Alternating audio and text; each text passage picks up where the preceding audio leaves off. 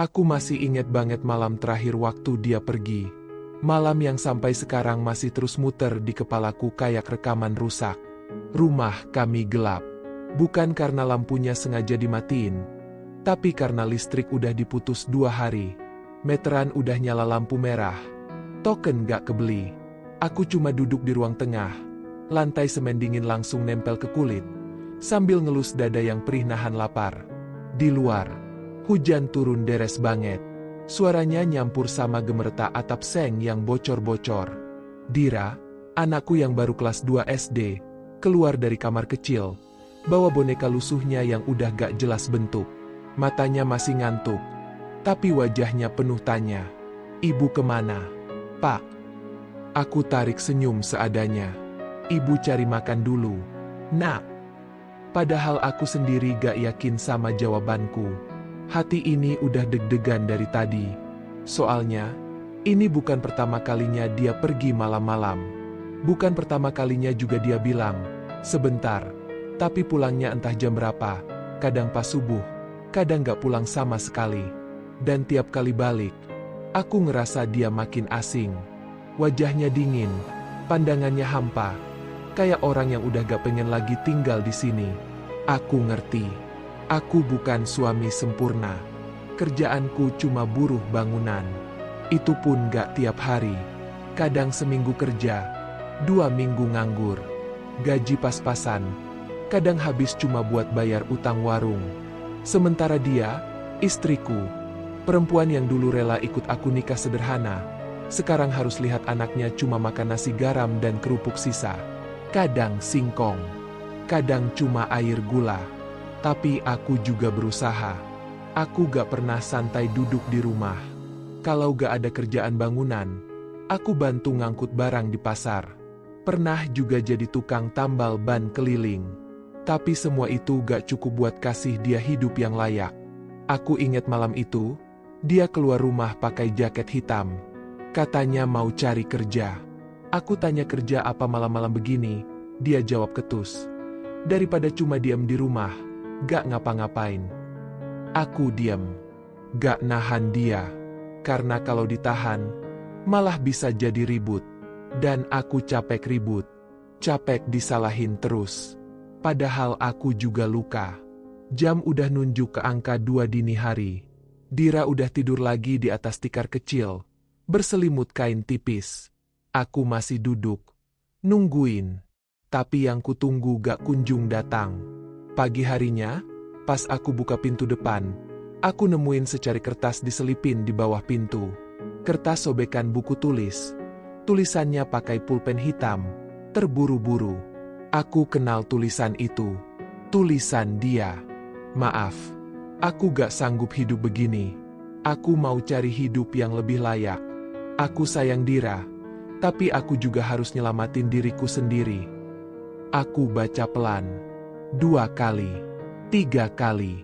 Tapi tiap kata yang kubaca, dada ini makin sesak. Mataku panas. Tapi gak keluar air mata. Bukan karena gak sedih, tapi karena rasanya udah terlalu sakit buat nangis. Aku diam aja. Duduk di depan pintu. Dengar suara ayam tetangga, suara motor tukang gas lewat, suara anak-anak sekolah lewat sambil ketawa-tawa. Dunia jalan terus. Tapi hidupku berhenti di situ. Aku gak tahu harus bilang apa ke Dira. Aku gak tahu harus ngelakuin apa setelah ini. Tapi satu hal yang pasti, aku masih harus hidup. Buat anakku. Buat sisa harga diri yang belum hancur total. 3 bulan udah lewat sejak malam terakhir dia pergi. Tapi rasanya baru kemarin. Aku masih ingat tiap detailnya. Gimana dia tutup pintu dengan pelan. Tapi langkahnya kayak orang yang udah gak bakal balik lagi. Setiap malam, aku masih suka nengok ke arah pintu, berharap bunyi ketukan itu datang. Tapi yang datang cuma angin malam dan suara nyamuk. Dira makin sering nanya, "Ibu kemana, Pak? Kok lama banget?" Aku cuma bisa senyum. Walau di dalam hati aku udah bingung harus jawab apa lagi. Kadang aku jawab, "Ibu kerja jauh, nak." Kadang aku bilang, "Nanti ibu pulang bawa oleh-oleh." Tapi makin lama, Dira makin peka. Dia pernah bilang pelan, teman-teman bilang ibu ninggalin kita. Aku langsung peluk dia. Jangan dengerin omongan orang. Ibu sayang kamu. Kok? Aku bohong. Bukan karena pengen nipu anakku, tapi karena aku juga pengen percaya. Walaupun kenyataannya mungkin gak begitu. Aku berusaha lebih keras. Pagi-pagi udah berangkat buat bantu cuci mobil di tempat kakakku. Siangnya lanjut jadi tukang bangunan kalau ada proyek. Malamnya, kadang bantu bersihin warung Pak D yang udah tua. Capek, Bang. Tapi kalau aku gak gerak, siapa yang kasih makan anakku? Aku mulai simpan sedikit demi sedikit. Nasi sisa disimpan buat makan besok. Gak ada lagi yang namanya jajan. Dira pun udah ngerti. Anak sekecil itu, dia gak pernah rewel. Gak minta mainan, gak minta dibeliin es krim. Dia tahu bapaknya lagi berjuang. Dan itu yang bikin aku makin sakit. Kadang aku lihat foto kami bertiga di dinding. Cetakannya udah mulai pudar. Tapi senyumnya masih jelas. Waktu itu kami lagi piknik ke kali kecil di belakang desa. Sederhana, tapi penuh tawa. Aku suka mikir, kapan semuanya mulai berubah? Kapan senyum itu berubah jadi dingin? Kapan kata, sayang, mulai hilang dari mulutnya? Sampai suatu hari, aku lagi nyapu halaman depan rumah waktu tetangga sebelah nyapa. Bu Janah, ibu-ibu yang emang paling sering dengar kabar dari mana-mana. Pak Dimas, saya kemarin lihat istri bapak di kota. Katanya pelan. Aku berhenti nyapu. Serius, Bu? Iya. Saya gak salah lihat. Dia naik mobil putih. Sama laki-laki. Wajahnya kinclong. Bajunya bagus. Kayak bukan orang sini. Aku gak jawab. Bukan karena gak percaya. Tapi karena hatiku langsung nyesek. Sesuatu dalam diriku langsung ngeklik. Kayak puzzle yang selama ini hilang. Akhirnya ketemu. Jadi itu alasan dia pergi. Cari kenyamanan. Cari kemewahan, dan mungkin cinta baru. Aku gak marah, gak nangis juga. Anehnya, aku malah senyum kecil. Bukan senyum bahagia, tapi senyum pasrah. Aku masuk rumah, duduk di lantai ruang tengah. Dira lagi mewarnai di atas tikar kecil. Ibu udah gak pulang ya, Pak? Tanyanya pelan. Aku gak bisa bohong lagi. Mungkin ibu udah nemu tempat yang lebih baik. Nak, tapi kamu gak usah takut. Selama ada bapak, kamu gak akan sendirian. Dia cuma mengangguk, lalu duduk di pangkuanku. Aku peluk dia erat. Dan dalam hati, aku janji, aku gak akan pernah ninggalin anak ini, walau dunia ninggalin aku. Hari itu mendung. Langit kayak menahan hujan dari pagi. Tapi belum juga tumpah. Aku baru selesai nyapu halaman waktu suara mobil berhenti di depan rumah. Suaranya beda. Bukan suara motor tukang sayur.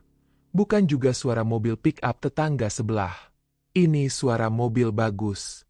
Halus. Tenang. Tapi bikin jantungku berdegup gak karuan. Aku gak langsung nengok. Masih ngelap keringat pakai ujung kaos yang sobek di bagian pinggir. Tapi begitu suara pintu mobil dibuka, aku ngerasa waktu berhenti sejenak. Dia, istriku, turun dari mobil putih bersih. Rambutnya dikonde rapi, mukanya bersih banget, kayak baru dari salon. Wajahnya gak lagi sayu kayak dulu. Dia kelihatan beda, jauh beda. Seperti bukan perempuan yang dulu tidur sekasur denganku di rumah bambu ini. Tapi aku kenal sorot matanya. Sorot yang dulu penuh harapan, sekarang penuh pertanyaan. Dari dalam mobil, turun juga seorang laki-laki, berkemeja mahal, rambut klimis, pakai jam tangan mewah. Dia buka pintu mobil buat istriku. Mantan istriku.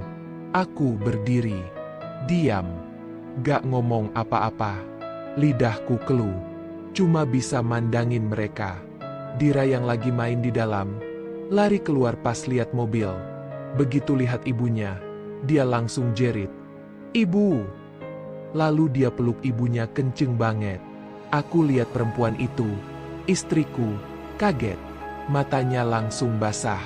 Tapi dia peluk Dira balik. Agak lama. Lama banget malah. Kayak nahan sesuatu yang gak bisa diucapin. Setelah Dira tenang, dia lihat ke arahku. Aku cuma mau lihat Dira sebentar, katanya pelan. Aku angguk. Masuk aja. Kami duduk di ruang tamu kecil. Cuma ada tikar, kipas angin rusak, dan meja plastik yang udah miring. Sementara laki-laki yang bersamanya duduk di mobil, nunggu di luar. Dia gak banyak ngomong, lebih banyak lihat-lihat sekitar. Matanya berhenti di tembok yang mengelupas, di langit-langit yang mulai retak. Aku kangen Dira, katanya akhirnya. Aku cuma jawab dengan anggukan kecil.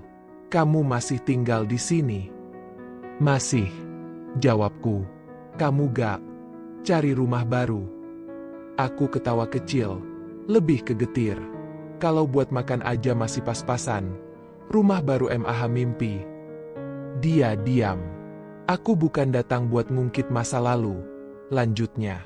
Aku cuma pengen tahu Dira baik-baik aja.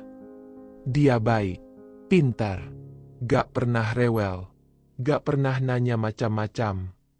Aku lihat dia mulai nangis, tapi buru-buru dihapus.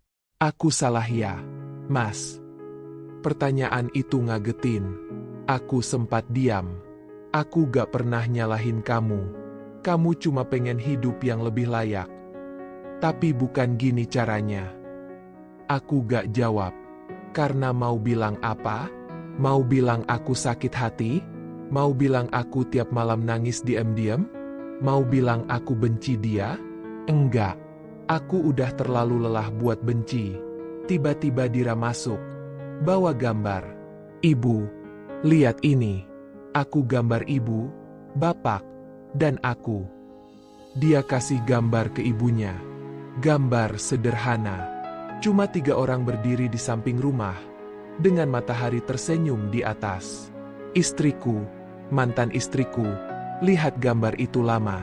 Lama banget. Bagus banget. Nak, katanya sambil peluk Dira lagi. Tak lama, dia berdiri. Aku harus pergi. Suamiku nunggu. Suami, kata itu nyelekit. Tapi aku tahan. Kalau kamu butuh apa-apa buat Dira, aku bisa bantu. Aku gak sejahat yang kamu pikir. Aku angguk. Terima kasih. Dia cium kening Dira, lalu jalan keluar. Aku lihat dari jendela, mobil putih itu perlahan menjauh. Dira berdiri di depan pintu sambil melambaikan tangan. Aku pikir ibu bakal tinggal. Pak, katanya pelan. Aku usap kepalanya. Ibu udah punya jalan sendiri. Nak, tapi kita masih punya satu sama lain.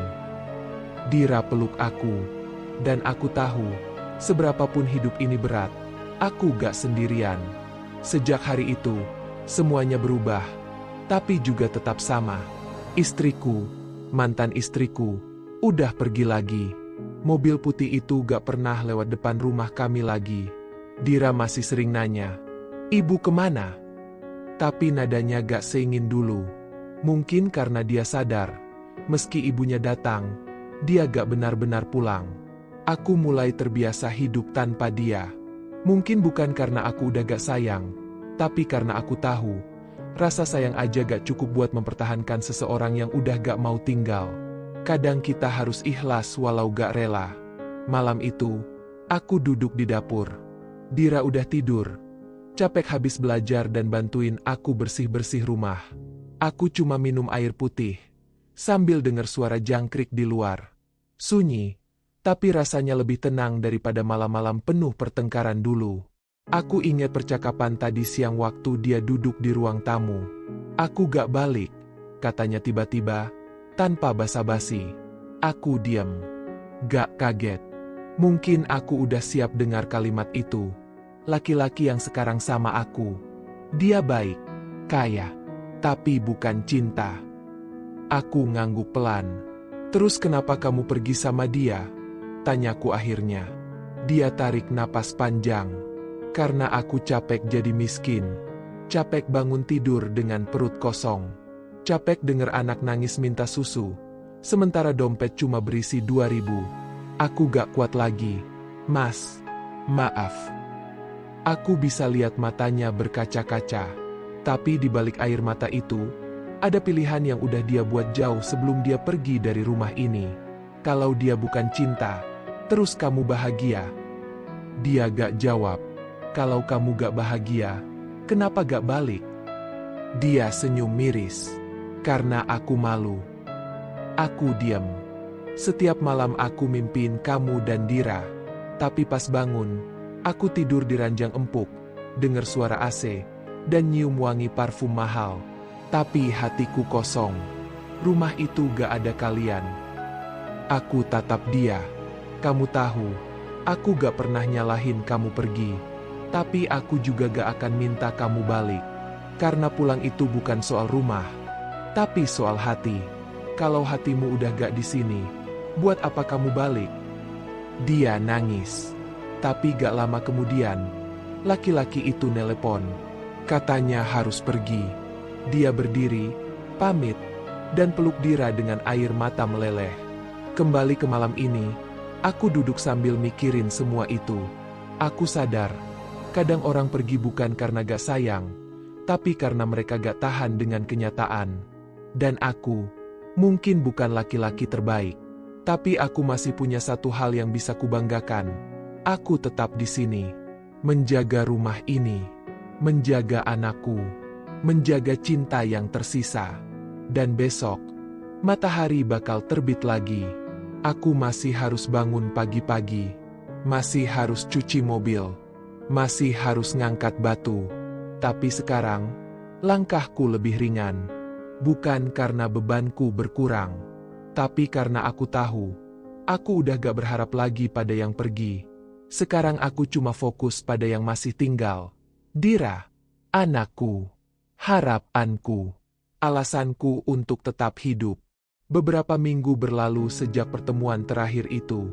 Sejak mobil putih itu berhenti di depan rumah, dan pergi lagi membawa satu bagian hidupku yang pernah paling kupercaya. Hari-hari kembali ke rutinitas semula. Bangun pagi sebelum matahari nongol, nyiapin sarapan seadanya buat Dira, lalu berangkat kerja.